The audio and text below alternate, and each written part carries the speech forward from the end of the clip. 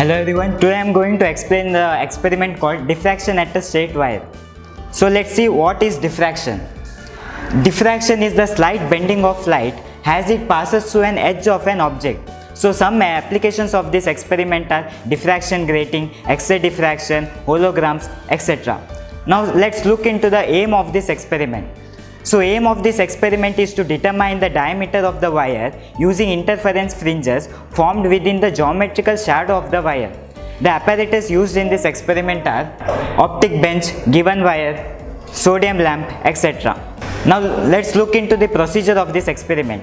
So the procedure of this experiment is similar to that of the biprism. Instead of biprism, we use here the wire. So the wire is mounted vertically on an optical bench, then the wire is made horizontal to the slit. Here the slit is illuminated by the sodium lamp. The slit is made narrow so that the fringes are clear. So by suitable adjustment, a system of interference fringes are obtained. When we weave in the eyepiece, we find the system of interference fringes. The eyepiece is kept at a position, and by using the micrometer we find the bandwidth. So to avoid errors, the experiment is performed at 3 different distances if needed, like D1 is equals to 60 cm, D2 is equals to 70 cm, and if needed D3 is equals to 80 cm. So next, the formula used in this experiment is D is equals to D2 minus D1 into lambda whole divided by beta 2 minus beta 1. Here small d is diameter AB of the given wire. Capital D is the distance between the wire and the screen. Lambda is the wavelength of the monochromatic light. Monochromatic light which is used in this experiment is sodium light, and beta is the fringe width. So the diagram of this experiment is as follows. Here AB represents the given wire, and MN represents the shadow region. O is the midpoint of the shadow region, which is MN, and D is the distance between the wire and the screen. S is the source. So when viewed in the eyepiece, the interference fringes are observed as follows. So next, the observations of this given experiment. To find the least count of the scale.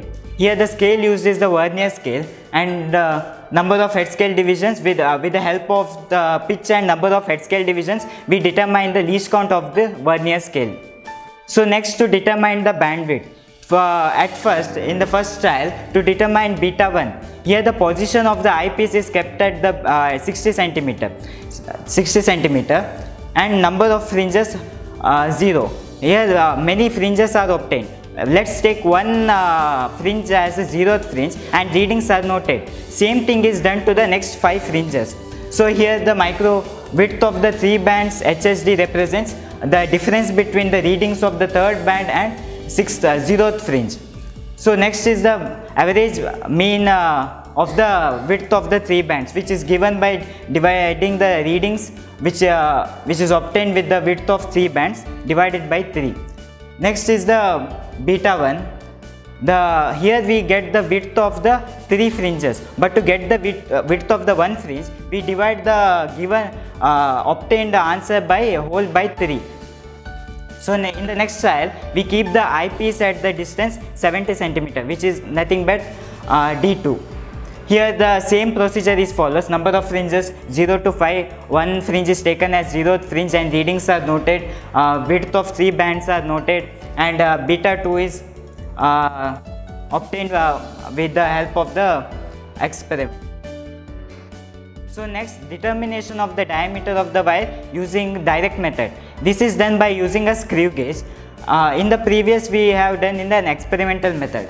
So here the pitch of the screw is given by distance uncovered divided by rotations given, and the least count of the screw gauge is given by the pitch divided by the number of head scale divisions. 0 error and 0 corrections are noted.